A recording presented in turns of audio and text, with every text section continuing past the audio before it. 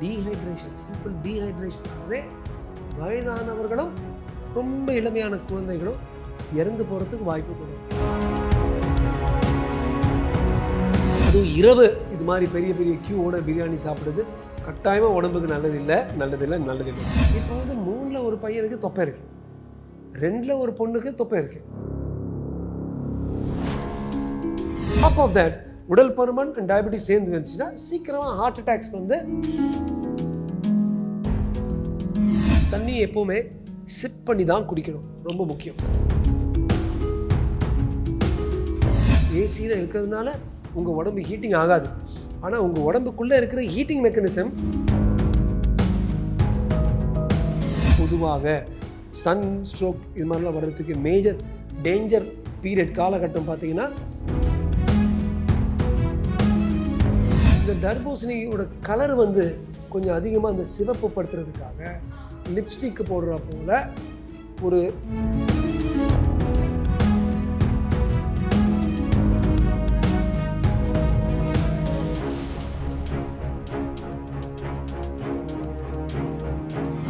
Yellow points நேயர்களுக்கு வணக்கம். இன்னைக்கு நம்ம கூட டாக்டர் ராஜ்குமார் சார் தான் இருக்காங்க. அவங்க கூட தான் பேச போகிறோம். வணக்கம் சார். வணக்கம்மா. எப்படி சார் இருக்கீங்க? நல்லா இருக்குமா சார். இப்போ சம்மர் சீசன் வேற ஸ்டார்ட் ஆக போகுது. ஆகிறதுக்கு முன்னாடியே வெயில் கொளுத்த ஆரம்பிச்சிருச்சு. ஸோ இந்த சம்மர் டைமில் என்ன மாதிரி ஃபுட்டெல்லாம் எடுத்துக்கணும், எந்த ஃபுட்டெல்லாம் சாப்பிட்டா நம்மளோட உடம்பு ஹெல்த்தியாக இருக்கும் sir? So one thing is சம்மரில் வந்து வாட்டர் கண்டென்ட் இருக்கிற நிறைய ஃபுட்ஸை நம்ம எடுக்கணும். உதாரணத்துக்கு தர்பூஸ், இந்த ஜூஸி ஃப்ரூட் இது மாதிரி சாப்பிட்டிங்கன்னா, ஜூஸி ஃப்ரூட்னா அந்த சூயிங்கம் இல்லை, தர்பூஸ் இது மாதிரி சாப்பிட்டிங்கன்னா அதில் இருக்கிற நீர்த்தன்மையும் நம்ம உடம்புல போய் சேரும். இது தவிர நிறைய தண்ணி நாள் பூரா குடிக்கணும்.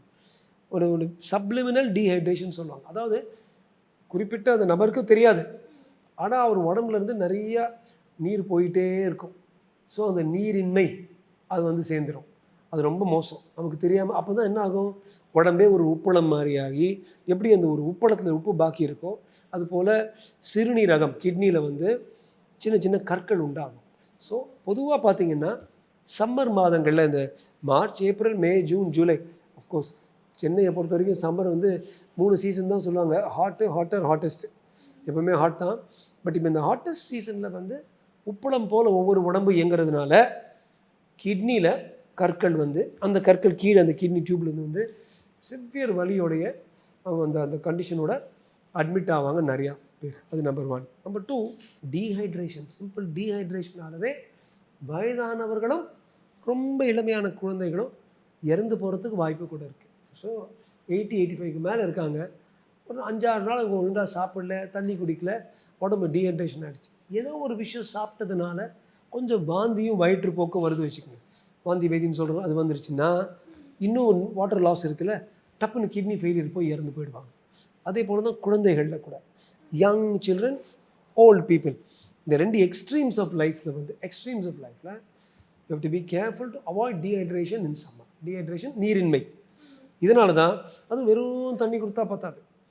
தண்ணி குடிச்சிட்டு அது வந்து நாமெல்லாம் தண்ணி குடிக்கலாம். பட் இது மாதிரி இந்த வயிற்றுப்போக்கு இருக்கிறவங்களுக்கு தண்ணியோட 2 சிட்டிக்கை, ஒவ்வொரு டம்ளர் தண்ணிக்கும் 2 சிட்டிக்கை சர்க்கரையும் 1 சிட்டிக்கை உப்பும் இது சேர்த்திங்கன்னா அந்த ஓஆர்எஸ், ஓரல் ரீஹைட்ரேஷன் சொல்யூஷன், போதிய அளவுக்கு அந்த நீர்த்தன்மையை அந்த உடலுக்கு திருப்பியும் மீட்டு கொடுக்கக்கூடிய அந்த சொல்யூஷனுக்கு பேர் தான் ஓரல் ரீஹைட்ரேஷன் சொல்யூஷன். அதாவது சிஸ்டர், பெரிய பெரிய ஆன்டி கேன்சர் ட்ரக்ஸோடவும் பெரிய பெரிய ஆன்டி பயோட்டிக்ஸோடவும் இந்த சிம்பிள் தண்ணி, உப்பு, சர்க்கரை லட்சக்கணக்கான குழந்தைங்களோட உயிர்களையும் லட்சக்கணக்கான வயோதிகர்களோட உயிர்களையும் கடந்த 50-100 வருடங்களாக காப்பாற்றியிருக்கிறோம் டாக்டர்ஸ். ஜஸ்ட் ட்ரிப் ஏற்றுங்கிறாங்களே, இந்த ட்ரிப்பாலவே காப்பாற்ற முடியும் இந்த 2 எக்ஸ்ட்ரீம்ஸ் ஆஃப் லைஃப்பில். Okay sir. இப்போ நம்ம வந்து நார்மலாக ஃபுட் ஐட்டம்ஸ் இருக்குல்ல சார், இப்போ வந்து வாட்டர்மெலன் அதிகமாக எடுத்துக்க சொன்னீங்க. ஸோ அது இல்லாமல் நார்மலாக நம்ம சாப்பிட்ற ஃபுட் ஐட்டம்ஸில் எந்த ஃபுட் ஐட்டம்லாம் சார் ஹீட்டை கொடுக்கும்? ரொம்ப ஃப்ரைடு, ரொம்ப ஸ்பைசி, இதெல்லாம் கொஞ்சம், ஃபார் எக்ஸாம்பிள் சூடாக காரமாக பிரியாணி சாப்பிட்டிங்கன்னா அது வந்து கொஞ்சம் இப்போ உடம்புக்கு ஆசிடை இன்க்ரீஸ் பண்ணும், ஹீட்டை இன்க்ரீஸ் பண்ணும், எல்லாமே இன்க்ரீஸ் பண்ணும். That's a bad thing. அதுவே இத்தினுண்டா நீங்கள் வந்து கொஞ்சம் தயிர் சாதத்தை சாப்பிட்டிங்கன்னா, இல்லை ஒரு இட்லியோ சட்னி சாப்பிட்டிங்கன்னா அந்த அளவுக்கு ஹீட் இருக்காது. பிரியாணின்னு சொல்லும்போது தான் ஸ்டார் நடுராத்திரி நான் பார்க்குறேன் பெரிய பெரிய க்யூவாக இருக்குது. இந்த ஓஎம்ஆர் சைடில் ஈசிஆரில் இல்லை ஓஎம்ஆரில் டி நகர் பெரிய பெரிய க்யூ இருக்குது லன்ச் டைமும் நைட்டு. அது என்னமோ தெரியல, இந்த பிரியாணி பைத்தியம் அது வந்து நம்ம தமிழ்நாட்டுக்கு ரொம்ப உரிய ஒரு பைத்தியம். உலகத்திலேயே தமிழ்நாடு தான் பெரிய அளவுக்கு பிரியாணி சாப்பிடப்படுகிறது. ஏதோ பிரியாணி வந்து லக்னோவில் இருந்தும் ஹைதராபாத்லேருந்தும் உற்பத்தியான ஒரு விஷயம். அங்கே தான் ஒரிஜின் அங்கே தான். ஆனால் அங்கே சாப்பிட்ற அளவோட ரொம்ப அதிகம் தமிழ்நாட்டில், அதுவும் குறிப்பாக சென்னையில் தான் பிரியாணினா ஒரு மேட்னஸ். அந்த பிரியாணிக்கு நிறைய நெகட்டிவ்ஸும் இருக்குது. அந்த காரத்தினால அமிலம் அதிகமாக வரும், உடம்பு சூடு வரும், அமிலத்தினால நெஞ்செரிச்சல் வரும், இந்த டைஜஷன் கஷ்டமாக இருக்கும். அதுக்கப்புறம் சார் ஏப்பமாக வந்துட்டுருக்கு, வயிறு உப்புசமாக இருக்குது, இது மாதிரி பல விஷயங்களாக இருக்குது. அப்படி பண்ணுறதுக்கு பதிலாக கொஞ்சம் சாஃப்டாக நீங்கள் சாப்பிட்டு தான் தொழில்னா எப்பாவது சாப்பிடுங்க. டெய்லியோ அல்லது அப்பப்போ அடிக்கடியோ சாப்பிட தேவையில்லை. அதுவும் இரவு இது மாதிரி பெரிய பெரிய க்யூவோட பிரியாணி சாப்பிட்றது கட்டாயமாக உடம்புக்கு நல்லதில்லை தான்.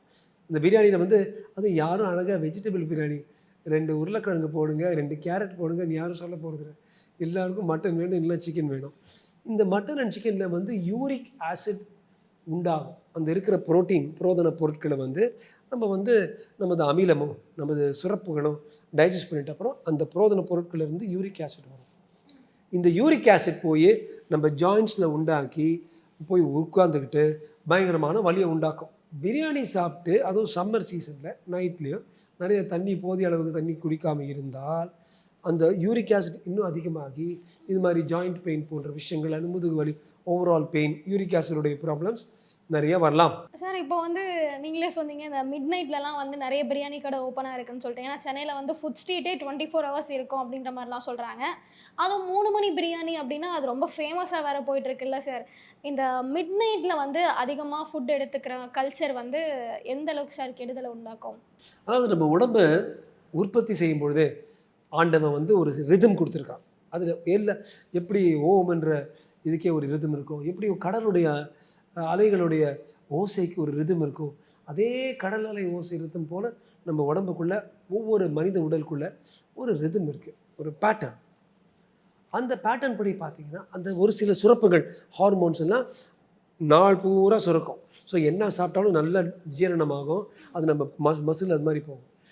இரவில் சுரக்கிற ஹார்மோன்ஸ் வந்து கொஞ்சம் குண்டாகிறதுக்கு, சாப்பிட்றதெல்லாம் தொப்பையில் வந்து விடுறதுக்கு, கொழுப்பு சேர்க்குறதுக்கு, இதுக்கெல்லாம் உருவாக்குற சுரப்புகள். ஸோ உஷாரான பார்ட்டினா நாள் பூரா சாப்பிடு, வேலை செய்ய, ஓடு, விளையாடு, இரவு பூரா நல்லா தூங்கு. அப்போ வந்து அந்த வெயிட் அதிகமாகாது. நம்ம இரவில் அதிகமாக சாப்பிடும் பொழுது ஒபிசிட்டி சான்சஸ், வருங்கால ஒபிசிட்டி சான்சஸ் அதிகம். அது வந்து இப்போ 23 வயசு 24 வயசு பையன் வந்து சாப்பிடும் பொழுது நம்ம சொல்கிறது என்னமோ பழம் பேசுகிறான்னு இருக்கோம். ஏன்னா 60 சொல்கிறது 20 வந்து பெருசாக சகிக்காது. ஆனால் வயசாக இந்த மாதிரி இந்த ஹேபிட்ஸ் அதிகமாக ஆக ஒபிசிட்டி உடனே பார்க்குறாங்களா. பிள்ளைங்களாக இருக்கும்போது இப்படி இருப்பாங்க பாய்ஸ் கேர்ள்ஸ் எல்லாம். இப்போ வந்து 3ல் ஒரு பையனுக்கு தொப்பை இருக்குது, 2ல் ஒரு பொண்ணுக்கு தொப்பை இருக்குது, பாட்டம் பெருசாக இருக்குது. இதெல்லாம் நான் வந்து தப்பாக சொல்லலை. ஆஸ் அ டாக்டர் ஒல்லி அந்த வயசுலேயே அப்படி இருக்குன்னா அவங்கெல்லாம் 40, 50, 60 வந்து இப்படி இருப்பாங்களே. எந்த ஒபிசிட்டி உடல் பருமன் அதிகமாகிறது இங்கிலாந்துலேயும் அமெரிக்காலேயும் யூரோப்லேயும் அதிகமாகிட்டுருக்கோ அதே போல் இப்போ இந்தியாவிலும் அதிகமாகிட்டுருக்கு. அதுக்கு மெயின் 2 காரணங்கள் ஃபாஸ்ட் ஃபுட்ஸ் அண்ட் இரவில் சாப்பிட்றது. ஏன்னா இரவில் சாப்பிட்றது வந்து அளவில்லாமல் சாப்பிட்டே இருப்பாங்க. பாப்பா 10 மணிக்கு போய் சாப்பிடும் வரலாம், சரி 1 மணிக்கு போய் ஒரு கோக் கொடுத்து, சும்மா ஒரு கோக், அது வந்து 200, 300 எம்டி கேலரிஸ், ஒரு புரோதனம் இல்லாமல் வேஸ்ட் கேலரிஸ். இது எல்லாமே இந்த ஏரேட்டட் ட்ரிங்க் குடிக்கிறது, இந்த ஃபாஸ்ட் ஃபுட் சாப்பிட்றது, துரித உணவுகள் சாப்பிட்றது, இதெல்லாம் மேலை நாடுகளிலிருந்து வந்த பழக்க வழக்கங்கள். நீ வந்து இன்னொருத்தனுடைய ரோட்டில் போனால் அவன் வீட்டில் தான் போய் சேருவேன்பாங்க. இப்போ நம்ம அவங்க ரோட்டில் போயிட்டுருக்கோம், அவங்க வீடு என்ன எங்கே பார்த்தாலும் இவ்வளோ பெருசாக இருப்பாங்க அமெரிக்காவில். அது மட்டும் இல்லை, தின்னுக்கிட்டே இருப்பாங்க பேசும்போது கூட. நம்ம அமெரிக்கா சினிமாவில் மட்டும் பார்க்குறோம்ல, இந்த டாம் க்ரூயிஸு, பிராட் பிட்டு, இதெல்லாம் வந்து 1% and less of the population. 99% இவ்வளோ பெருசாக இருப்பாங்க. எனக்கு என்ன பயம்னா, இந்தியாவும் இது மாதிரி இரவில் சாப்பிட்டு துரித உணவுகள் சாப்பிட்டு அந்த உடல் பருமன் அதிகமாகிட்டு, அந்த உடல் பருமன் ஆகுனா அதோடு நிற்காது, சக்கரை வியாதி வந்துடும். ஆல்ரெடி இந்தியா வந்து உலகத்துடைய சக்கரை வியாதி மாநகரம் ஆயிடுச்சு, தலைநகரம் ஆயிடுச்சு. It's the biggest city of diabetic capital of the world. On top of that உடல் பருமன் அண்ட் டயபெட்டிஸ் சேர்ந்து வந்துச்சுன்னா சீக்கிரமாக ஹார்ட் அட்டாக்ஸ் வந்து நம்ம இந்திய இருதய இரத்த குழாய்கள் பார்த்தீங்கன்னா தேர் நாட் பிக். அமெரிக்காவில் ஒருத்தன் இதே மாதிரி வாழ்ந்தான்னா அவனுக்கு ஹார்ட் அட்டாக் வந்து 70 வரும் வச்சுக்கோங்க. இந்தியனில் வந்து 45 வரும். ஏன்னா நம்ம பிளட் வெசல்ஸ் ஆர் ஸ்மாலர். அந்த டெண்டன்சி ஹார்ட் அட்டாக் வர்றதுக்கு அதிகமாக இருக்குது. அதுக்கு மேலாக நம்ம இது மாதிரி திணிச்சு உண்டவர் ஆகிட்டோம்னா 25-30, அதாவது நிறைய பேர் இப்போ இந்த காலத்து 25-30-35 ஹார்ட் அட்டாக்ஸால் இறந்து போகிறாங்க. On top of that stress, பயங்கர stress. On top of that இந்த கோவிட் வந்தது. On top of that Covid vaccination. கோவிடால் வந்துச்சா கோவிட் வேக்சினேஷன் தெரியல. பட் இந்த இருதயத்தில் இருக்கிற சின்ன இரத்த குழாய்களும் பிரெயினுக்கு போகிற சின்ன குழாய்களும் ஈஸியாக அடிபட்டு மூடுறதுக்கு வாய்ப்பு இருக்குது. இந்த தலைமுறையில் நிறைய பேர் இந்த 30-40-50 டப்புன்னு ஒரு ஹார்ட் அட்டாக் ஆகவோ அல்லது ஒரு பக்கவாதத்தினாலோ கஷ்டப்பட போகிறாங்க சிஸ்டர். அதுக்கு காரணம் இந்த நைட்டில் சாப்பிட்றது. சார், இப்போ தண்ணி அதிகமாக எடுத்துக்க சொன்னீங்க. சம்மர் டைமில் வந்து ஒரு நாளைக்கு எவ்வளோ லிட்டர் தண்ணி குடிக்கலாம், எந்தெந்த டைம்லலாம் குடித்தா நல்லது sir? Okay, so normal people 2 to 2.5 லிட்டர்ஸ்னால் எக்ஸ்ட்ரா 500 to 1000 சிசி சம்மரில். அதாவது 3000 3500 சிசி 3.5 லிட்டர் வரைக்கும் தண்ணி குடிக்கணும். எப்போ குடிக்கணும்? ஒரே டைமில் தயவுசெய்து குடிக்காதீங்க. நாலு பூரா சிப் பண்ணிகிட்டே நீங்கள் என்ன பண்ணுறதுன்னு ஒரு இன்டர்வியூ இப்படி பண்ணுறதா கூட இன்டர்வியூக்கு நடுவில் சிப் பண்ணி குடிங்க. தண்ணி எப்போவுமே இப்படி குடிக்காதீங்க. அது ரொம்ப ஆச்சாரமாக இருக்கலாம் பார்க்குறதுக்கு. ஆனால் அப்படி நீங்கள் குடிக்கும்போது காற்றும் உள்ளே போகும். அப்புறம் நீங்கள் ஏப்ப விடுவீங்க. தண்ணியை எப்போவுமே சிப் பண்ணி தான் குடிக்கணும். ரொம்ப முக்கியம். பாருங்கள், லேபிளில் கூட நான் காட்டல, யாராவது ப்ரொமோஷன் இமோஷன். ஸோ தண்ணி குடிச்சிக்கிட்டே இருக்கணும் நாலு பூரா. சாப்பிடும்போது நிறைய தண்ணி குடிக்கக்கூடாது. 1 டம்ளர் வரைக்கும் தான் குடிக்கணும், 1 glass of water. சாப்பிட்டு 2 மணி நேரத்துக்கு அப்புறம் தண்ணி குடிக்க வேண்டாம். அதுக்கப்புறம் நிறையா குடிச்சிட்டு வரணும். நாள் பூரா ஈவனாக டிஸ்ட்ரிபியூட் பண்ணணும். முடிஞ்சால் தண்ணியை வந்து மடக்குன்னு குடிக்காமல் கொஞ்சம் தண்ணியோடைய ஃப்ளேவரையும் கொஞ்சம் வாயில் வச்சுட்டு அப்புறம் குடிக்கணும். சம்மர் சீசனில் உங்களுக்கு கொஞ்சம் நிறையா ஸ்வெட்டிங் ஆகிருந்தா, நீங்கள் போய் எக்ஸசைஸ் பண்ணி வந்துட்டு இருந்தா, ரன்னிங் கிட்டிங் அது மாதிரி பண்ணிட்டு இருந்தா, தண்ணிக்கு பதிலாக நீங்கள் லைம் ஜூஸும் குடிக்கலாம். அது ரொம்ப லைம் ஜூஸ், இந்த மூசம்பி ஜூஸ், சாத்துக்குடி ஜூஸ்ன்னு சொல்கிறோம்ல, அது இந்த வாட்டர்மெலன் ஜூஸ், இதெல்லாம் ரொம்ப ரொம்ப ரொம்ப ரொம்ப உடம்புக்கு ரொம்ப நல்லது இந்த சீசன். அதே போல் இன்னொரு கியூக்கம்பர் ஜூஸ் குடிச்சிங்கன்னா கூலிங்கும் இருக்குது உடம்புக்கு, ஸ்கின்னுக்கும் ரொம்ப நல்லது. இப்போ வந்து சம்மருக்காக வந்து ஏசிலே இருப்பாங்க. ஏன்னா வந்து வெளியே வெயில் அதிகமாக இருக்கும் அப்படின்னு சொல்லிட்டு ஃபுல் டே ஏசி போட்டிருப்பாங்க. ஸோ ஏசிலே அவங்க அதிகமாக இருக்கிறதுனால அதுவே பாடிக்கு ஹீட் ஆகும்னு சொல்கிறாங்களே. நான் இதை பற்றி கேட்டிருக்கேன். ஆனால் டெக்னிக்கலி மெடிக்கலி பார்த்தா அது கரெக்ட் இல்லை. ஏசியில் இருக்கிறதுனால உங்கள் உடம்பு ஹீட்டிங் ஆகாது. ஆனால் உங்கள் உடம்புக்குள்ளே இருக்கிற ஹீட்டிங் மெக்கானிசம் அந்த ஏசி உங்கள் உடம்பு கூல் பண்ணுதே, அதுக்கு எதிராக, அதுக்கு மாறாக ஒரு அளவுக்கு சமமாக வைக்கிறதுக்காக உங்கள் உடம்புக்குள்ளே இருக்கிற இந்த வெப்பத்தை உற்பத்தி செய்கிற அந்த இயக்கம் மெக்கானிசம் வந்து கொஞ்சம் அதிகமாக ஒர்க் பண்ணணும். வெயிலில் போகும்போது சன்னில் வந்து தயவுசெய்து கொஞ்சம் எல்லோரும் சன்ஸ்க்ரீன் யூஸ் பண்ணுங்கள். ஏன்னா அந்த சன் பட்டு வெறும் நான் கருத்து போயிடுவேன் அதுக்காக மட்டும் இல்லை, அது உள்ளே போய் அந்த சன் உள்ளே போனால் தான் ஹீட்டிங், சன் ஸ்ட்ரோக் இது மாதிரி வரும். இந்த போதிய அளவுக்கு நீங்கள் சன்ஸ்க்ரீன் யூஸ் பண்ணிங்கன்னா உங்கள் உடம்புக்குள்ளே இந்த வெப்பம் வந்து ஏறாத பட்சம் இருக்கும். ரொம்ப ஃபேராக இருக்கிறவங்க தயவுசெய்து நானும் சன்னில் போகிறேன், டேனிங் பண்ணிக்கிறேன், அதெல்லாம் ரொம்ப பண்ணாதீங்க. 2 விஷயங்க. ஒன்று வந்து இந்த சன் டேன். ஆனால் அக்யூட் பீரியடில் நிறைய எக்ஸ்போஜர் 2 மணி நேரம் போய் பீச்சில் படுத்துருந்தாங்க. நீங்கள் பாண்டிச்சேரி, மகாபலிபுரம் பண்ணால் படுத்துட்டு இருப்பாங்க. ஆமாம் சார், இப்போ நிறைய பேர் அப்ராட்ல இருந்து டேர்ன் ஆகணும் அப்படின்னு சொல்லிட்டு இந்தியா வராங்க. அங்கே வந்து பீச்சில் அப்படியே ஒரு 2 மணி நேரம் மொட்டை வெயிலில் படுத்துருக்காங்க. இந்த மாதிரி பண்ணுறதுனால ப்ராப்ளம் ஆகுமா, இல்லை அது ஹெல்த்துக்கு நல்லது தானா சார்? ஹெல்த்துக்கு அவ்வளோ நல்லது இல்லைங்க, கலருக்கு நல்லது. அதாவது பொதுவாக வெள்ளைக்காரங்க மத்தியில் வெள்ளையாக இருந்தால் அவங்களுக்கு பிடிக்காது. கொஞ்சம் ப்ரௌனாக இருந்தால் அவங்க ஹெல்த்தி, அவங்க வெளியில் தான் போகிறாங்க.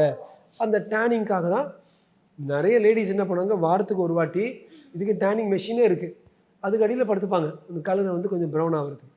இக்கரைக்கு அக்கறை பச்சை வச்சுக்கோங்க.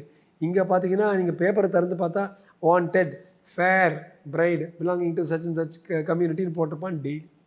ஃபேர் அண்ட் லவ்லி போன்ற இந்த க்ரீம்ஸுக்கு பில்லியன்ஸ் ஆஃப் டாலர்ஸ், ஆயிரக்கணக்கான கோடிகள் செலவழிக்கிற ஒரு நாடு நமது நாடு. ஆனால் இந்த வெள்ளை கருப்பெல்லாம் ஒன்றுமே இல்லை. கருப்பு பூனை வெள்ளை பூனை 2 பூனைக்கு என்ன வித்தியாசம்? பாரதியார் கேட்டால் போல் நம்ம வந்து நம்ம இருக்கிற மாநிலம் உலகாலும் நம்ம புறநானூரில் கொடுத்த மாதிரி நமக்கு இருக்கிற நிறம் தான் சரியான நிறம்னு தமிழர்கள் எல்லாம் நினைக்கணும். பட் வெயிலுக்கு ஏன் நீங்கள் ரொம்ப போகக்கூடாதுன்னா ஸ்கின்ல வந்து வெள்ளையாக இருக்கிறவங்களுக்கு நிறைய சன்லைட் பட்டுச்சுன்னா மெலனின் இங்கே ஒரு பிக்மெண்ட் நமக்கு இருக்குது. இந்த பிக்மெண்ட்டால் தான் நமக்கு இந்த கலர் இருக்குது, எனக்கு இந்த கலர் இருக்குது. இந்த கலர் நான் வெயிலில் போனால் இன்னும் கொஞ்சம் கருப்பாகும். ஆனால் வெள்ளையாக இருக்கவங்களுக்கு இன்னும் கருப்பாக மாட்டாங்க, சிவப்பாவாங்க. ஏன்னா அவங்களுக்கு இந்த மெலனின் இல்லை. ஆனால் அந்த அல்ட்ரா வயலட் கதிர்கள் உள்ளே போய் இந்த தோலில் பட்டு பட்டு பட்டு பல வருடங்களாக பட்டு இந்த எக்ஸ்போஸ்ட் ஏரியாஸில் அவங்களுக்கு தோல்லே புற்றுநோய் ஸ்கின் கேன்சர் வர்றதுக்கு பெரிய வாய்ப்பு இருக்குது. ஸோ வெள்ளை தோல் உடையவங்களுக்கோ நம்மள மாதிரி தோல் உடையவங்களுக்கும் நம்ம வந்து ஒப்பிட்டு பார்த்தோம்னா அவங்களுடைய தோல் புற்றுநோயுடைய சதவீதம் வந்து 10 மடங்கு அதிகம். நம்ம வந்து 10,000 ஒருத்தர்னா அவங்களுக்கு வந்து 1000 ஒருத்தருக்கு வந்து கேன்சர் வந்துடும். So skin cancer because of ultra violet லைட்டோடைய எக்ஸ்போஷர். ஒரு ஷார்ட் பீரியடில் பட்டால் ஸ்கின் பர்ன் அப்படியே பீல் மாதிரி ஆகிடும். இது எல்லாமே நம்ம சம்மரில் பார்ப்போம்.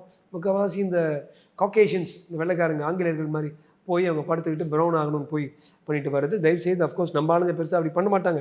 ஆனால் நான் கிரிக்கெட் போய் ஆட போகிறேன்னு சொல்லி மாட்டிட்டு வந்து சில பேர் பார்த்திங்கன்னா பிபி கம்மியாக இருக்கும், ஹீட் ஸ்ட்ரோக்குன்னு சொல்லுவோம், ரொம்ப மாதிரி கன்ஃபியூஷன் இருக்கும், வளருவாங்க. நடுவில் கொஞ்சம் பக்கத்தில் காண மாதிரி எதாவது வளருவாங்க. அவங்கள எடுத்து உடனே இந்த கோல்டு டவல்ஸ் எல்லாம் சுற்றி போட்டு அவங்களுக்கு சில்லுன்னு ட்ரிப் அவங்க ரத்தத்துக்குள்ளே நீர் ஏற்றி அப்படியே அந்த டெம்பரேச்சர் கம்மி வரணும். இந்த சன்ஸ்ட்ரோக், ஹீட் ஸ்ட்ரோக் போன்ற விஷயங்கள் யூஷுவலாக உழைப்புக்காக நான் போய் பீச்சில் நடந்து விற்கிறேன், அது மாதிரி போய் கடையில் விற்கிற வெங்காயம் விற்கிறேன் அல்லது கியூக்கம்பர் விற்கிறேன், இந்த வெள்ளரிக்காய் விற்கிறேன்னு போயிட்டு தேங்காய் மாங்காய் பட்டாணி சொல்லி விற்கிறேன். பாவம் அவங்களுக்குள்ளே நிறைய வரும் வயிற்று பழைப்புக்காக. இன்னொரு குழுவில் வந்து பிள்ளைங்க நான் போய் கிரிக்கெட் ஆடுறேன், காலையிலேருந்து சாயங்காலம் வரைக்கும் மேட்ச்சில் இருக்கிறேன், இது மாதிரி போகிற வரும். ஸோ இந்த 2 குரூப்ஸ் பெற்றோர்கள் கொஞ்சம் கவனமாக இருங்க. உங்கள் பசங்களுக்கு பொழைப்புக்காக போய் தேங்காய் மாங்காய் பட்டாணி சுண்டல் அவங்க யாராவது பார்த்துருந்தாங்கன்னா, அம்மா நீங்கள் 5 மணிக்கு அப்புறம் போகலாம் சாயங்காலம், அப்போ தான் நிறைய பேர் வந்து காத்துவாங்க, பீச்சுக்கு வருவாங்க. நீங்கள் 2 மணி மத்தியானம் 2 மணி 1 மணி 3 மணி போக தேவையில்லை. பொதுவாக இந்த சன் ஸ்ட்ரோக் இது மாதிரிலாம் வர்றதுக்கு மேஜர் டேஞ்சர் பீரியட் காலகட்டம் பார்த்திங்கன்னா 11 மணிலேருந்து 4:30 மணி வரைக்கும் தான். இந்த 11 மணிக்கு மேலே என்ன வேணால் விளையாடுங்க, 4:30 மணிக்கு அப்புறம் விளையாடுங்க. அந்த 5.5 மணி நேரம் மட்டும் எல்லாரும் ஸ்டாட்டிஸ்டிக்கலி இந்த 11 to 4:30 தான் உச்ச வெயில். அப்போ தான் அதிக ஹீட்டோடு வரும். டைரெக்டாக கதிர்கள் கூட டைரெக்டாகவே நேர்முகமாக பாயும். இந்த காலகட்டத்தை மட்டும் விட்டுட்டு அதுக்கப்புறம் 5 மணிக்கு மேலே நீங்கள் போய் தேங்காய் மாங்காய் பட்டாணி சுண்டல் என்ன வேணாம் விற்றுருங்க, நாங்களும் சேர்ந்து வாங்கிக்கிறோம். சார் இப்போ வந்து இன்கேஸ் வெயிலில் போய் தான் ஆகணும் அப்படின்ற சுச்சுவேஷன் இருக்குது. ஸோ அப்போ வந்து சன்ஸ்ட்ரோக் வராமல் சன்கிட்டேருந்து நம்ம எப்படி சார் பாதுகாத்துக்கிறது? 2-3 நல்ல டெக்னிக்ஸ் இருக்குது. ஒன்று, வேர் பண்ணுற க்ளோத்ஸ், நீங்கள் போடுற துணிமணி கூட லைட்டையும் சரி வெப்பத்தையும் சரி ஈர்க்கும். ஸோ வெள்ளையாக நீங்கள் க்ளோத்ஸ் போட்டிங்கன்னா அது வந்து வெளியிலேருந்து வர்ற இந்த சூடையும் சரி லைட்டையும் சரி அப்படியே ரிஃப்ளெக்ட் பண்ணி விட்டுடும், தள்ளி விட்டுடும். வேற கருப்பு வந்து அதை அப்சர்வ் பண்ணி இழுத்துடும். ஸோ தயவு செய்து வெளியில் போகணுன்னா கருப்பு, டார்க் ப்ளூ, டார்க் க்ரீன் இது மாதிரி போடாமல் லைட்டாக white, light pink, light blue, light green அது மாதிரி போட்டுங்க. பேஸ்டல் கலர்ஸ்ம்பாங்க, பேஸ்டல் கலர்ஸ் போட்டுங்க. அது நம்பர் 1.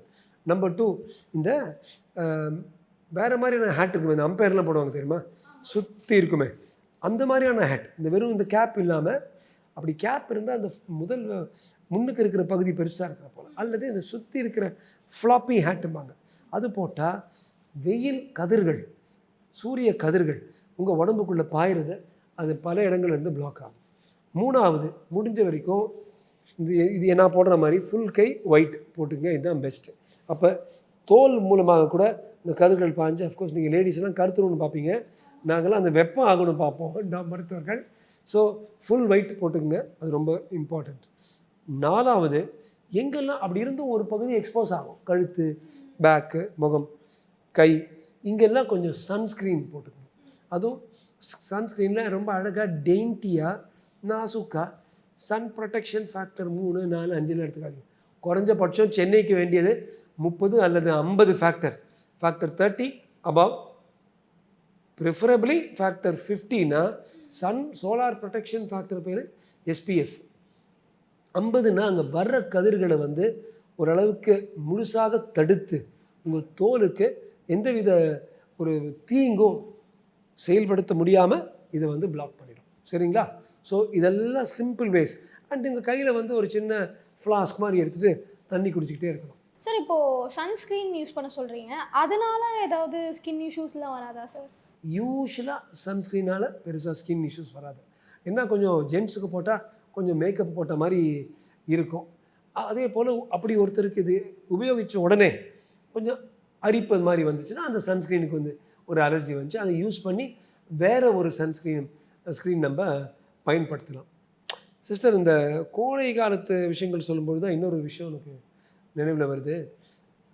யாரோ ஒரு தர்பூஸ் பழத்தை பற்றி கேட்டிருந்தாங்க.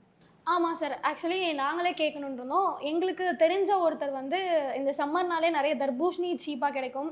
ஸோ தர்பூசணி வாங்கியிருக்காங்க. வாங்கி சாப்பிட்டதில் ஃபேமிலியோட ஃபுட் பாய்சன் ஆகிருக்கு. தர்பூசணி சாப்பிட்டா ஃபுட் பாய்சன் ஆகுமா சார்? டெக்னிக்கலி தர்பூசணிங்கிறது ஒரு மூடப்பட்ட ஒரு பழம். அது நம்ம எடுத்து வெட்டி எடுக்கிறோம். அது நம்ம வெறும் வெட்டி எடுத்து ஒருத்தர் நம்ம கிட்ட கொடுத்தால் கூட மேலாக அந்த சர்ஃபேஸ் இருக்கும் பார்த்தீங்களா, அதில் ஒரு பெரிய இன்ஃபெக்ஷன் வர்றதுக்கு வாய்ப்பு ரொம்ப கம்மிங்க.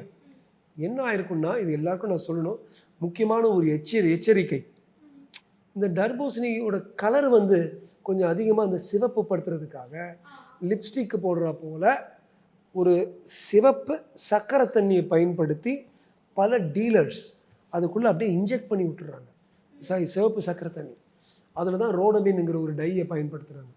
ரோடமின் டை வந்து பல வருடங்கள் எடுத்தால் அதனால கூட புற்றுநோய் வரலான்னு இப்போ சமீபத்தை நிரூபிக்கப்பட்டிருக்கு. இந்த ரோடமின் டை பஞ்சு மிட்டாயெல்லாம் வந்து பிங்காக ஒன்று போடுவாங்க, அதே தான்.